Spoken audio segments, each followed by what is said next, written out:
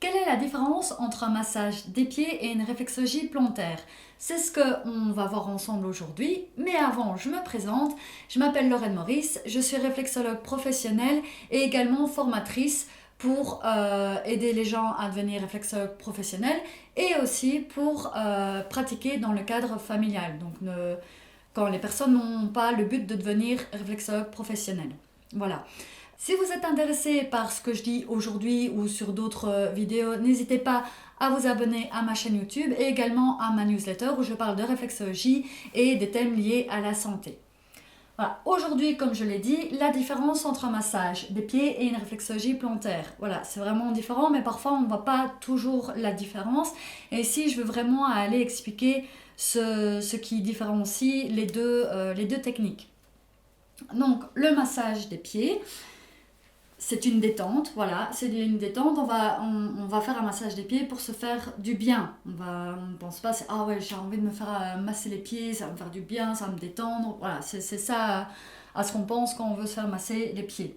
Ou une autre partie du corps, mais ici je reste sur les pieds. Donc, ça va déjà apporter une détente, mais alors réduire le stress parce que la peau et le système nerveux sont liés et ça depuis qu'on est un embryon. Et il va y avoir une amélioration au niveau de la circulation sanguine. Pourquoi? Parce que sur votre plante des pieds, vous avez, ça s'appelle la pompe de Lejars, ou Léjar, je ne sais jamais si on dit le S, mais en fait vous avez tout un réseau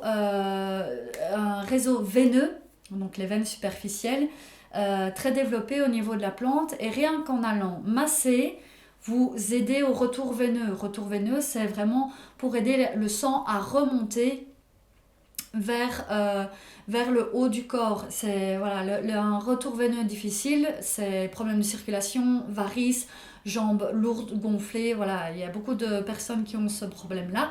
Et ça, j'explique vraiment dans mes formations. Donc ici, c'est vraiment une explication globale par rapport à la réflexologie plantaire, mais dans mes cours, je vais vraiment en profondeur et d'expliquer pourquoi le retour veineux est difficile. Et donc en allant masser les pieds, ça aide vraiment à faire remonter le sang. C'est super bon pour la circulation et donc pour la détoxification du corps. Voilà. Soulagement des tensions des pieds, ça d'office. Moi je me souviens quand j'étais étudiante et que je travaillais dans l'ORECA, purée, quand je rentrais chez moi et que j'avais les pieds gonflés, j'avais vraiment mal au coussinet là. Vous voyez cette partie-là du pied, qu'est-ce que j'aurais aimé avoir un massage des pieds, mais pas de bol, c'était pas le cas à ce moment-là, mais ça fait vraiment du bien. Et alors ça améliore aussi au niveau du sommeil, de la fatigue. Donc là c'est vraiment tous les bienfaits d'un massage des pieds. Et on va avoir des gestes plus enveloppants. Voilà, glissement, on enveloppe le pied, voilà, et on reste à la surface. La réflexologie plantaire, il y a déjà ce niveau, cette détente, parce que aussi, vu qu'on va travailler sur le pied, on a de nouveau la peau et le système, vu que la peau et le système nerveux sont liés, on va déjà avoir une détente, mais on va aller aussi travailler de manière préventive et thérapeutique. Pourquoi? Parce qu'on va stimuler les zones réflexes des pieds. Donc les zones réflexes des pieds, mais que vous pouvez aussi retrouver ailleurs comme sur la main par exemple, ce sont des zones spécifiques qui sont reliées à tous les organes, toutes les fonctions du corps. Et donc, en allant travailler sur ces points spécifiques, on va travailler sur tout le corps. Qu'est-ce que je voulais dire moi? Je ne sais plus. Oui, voilà, les zones réflexes, en fait, voilà, tout le corps est représenté dans les pieds. Vous allez avoir la zone réflexe de l'intestin grêle, de l'utérus, de l'hypophyse, des yeux, des oreilles, du cœur, tout se retrouve sur le pied, c'est magnifique. Et donc, à travers ces zones réflexes, on va aller travailler sur tout le corps de manière énergétique. Voilà, parce que les zones réflexes c'est un point qui est relié à l'organe de manière via des flux énergétiques. Donc on va avoir une meilleure circulation énergétique, des blocages énergétiques qui sont enlevés. Et via la voie nerveuse, parce qu'il faut savoir que sur les pieds, il y a 7200 terminaisons nerveuses. Et donc, en travaillant sur les zones réflexes, on va envoyer des messages au cerveau pour aller travailler sur le corps. Et en fait, c'est exactement la même chose que si je demande enfin si je demande, c'est inconscient, mais de prendre le bic ici. Ici, en fait, j'ai une intention de vouloir prendre le bic, donc attention, une information envoyée au cerveau, le cerveau traite l'information, ok, elle veut prendre le bic, alors je vais faire travailler toute la voie nerveuse jusqu'à ma main pour aller chercher le bic. C'est exactement la même chose au niveau de la réflexologie plantaire. Voilà, on envoie des messages au cerveau pour que le cerveau aille dire à tel organe, mon gars, tu travailles trop, tu travailles pas assez, tu es en déséquilibre, tu es congestionné, hop hop hop, on va travailler pour nettoyer tout ça et revenir à un état d'équilibre. Donc on retourne vers l'homéostasie au maximum. Homéostasie, c'est la santé optimale. On tend vers cette santé optimale. De nos jours, c'est pas facile. Hein.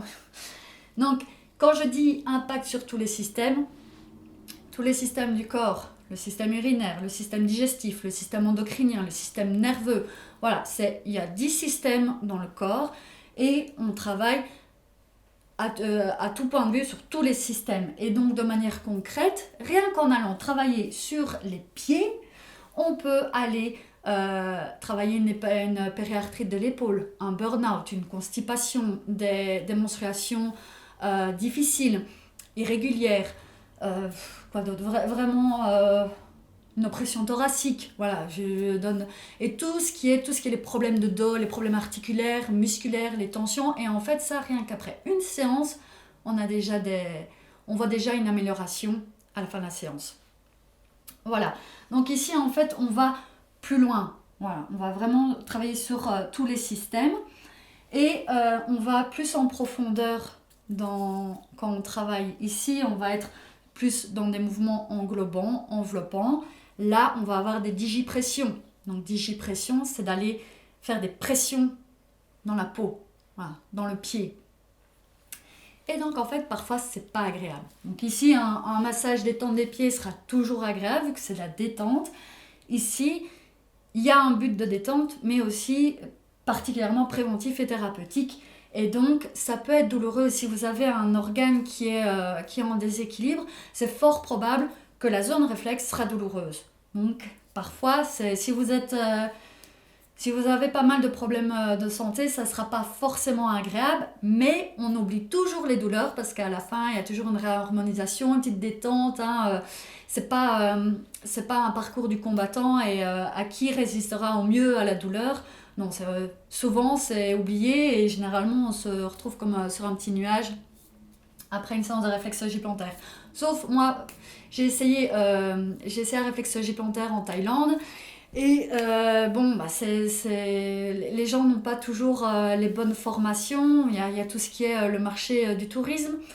Et donc là, c'est des personnes qui n'étaient pas qui ne faisaient pas forcément attention à la personne, au client. Donc je fais mon protocole et j'y vais, quoi. Et en fait, dans leur culture, c'est plus ça fait mal, plus tu dis oh ben c'est bon, c'est que ça travaille. Et en fait, pendant 3 jours, j'ai eu mal en marchant. Donc ça, c'était vraiment pas une expérience agréable du tout. Mais ici, comme on l'apprend, on ne va pas plus loin que le seuil de la douleur. Tant que la personne tolère la douleur, ça va, mais on n'est pas toujours dans la douleur, vous inquiétez pas. Et alors, la réflexologie plantaire a des contre-indications. Bien sûr, un massage des pieds aussi. Par exemple, quelqu'un qui a une phlébite, qui a un pied cassé ou une fracture, d'office, on ne va pas aller masser les pieds. Mais au niveau de la réflexologie plantaire, il y a un peu plus de contre-indications. Il ne faut pas avoir peur, mais il faut savoir ce qu'on fait.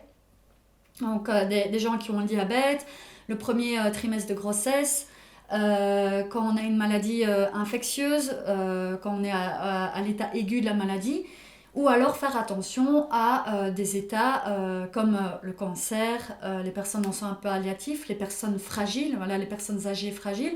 Tout ça, il faut faire plus doucement. Et aussi, un point à faire attention, donc des gens qui prennent des médicaments. Si je prends un exemple, ce sera plus parlant. Une personne qui a de l'hypotension et qui prend des médicaments pour rehausser sa tension.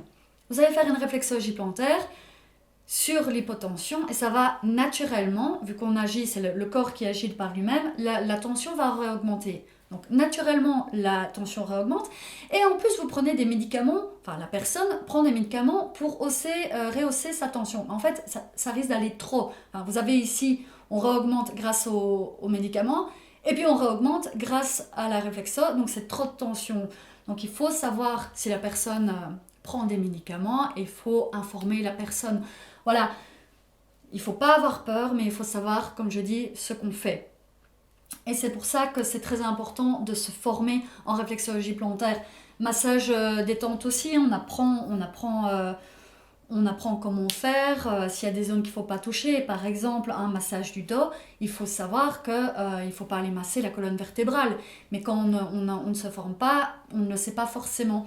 Et donc, voilà, que ça soit l'une ou l'autre, c'est très important de se former.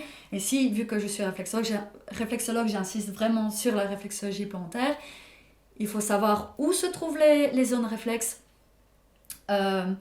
comment les travailler, comment les atteindre, et tout ça, ça doit s'apprendre en se formant. Et donc, j'expliquerai dans une vidéo qu'il n'y a pas besoin d'être professionnel pour faire la réflexologie plantaire, mais il faut se former. Et c'est pour ça que j'ai créé la formation, la réflexologie plantaire en famille, pour que tout le monde puisse avoir accès à cette technique qui est géniale, qui est très simple et, comme je dis, accessible à tous. Donc si ça vous intéresse, cliquez sur le lien en dessous pour rejoindre la formation et avoir plus de détails, et vous verrez, c'est super. En attendant, je vous souhaite une bonne soirée, une bonne journée, une bonne matinée, et je vous dis à bientôt.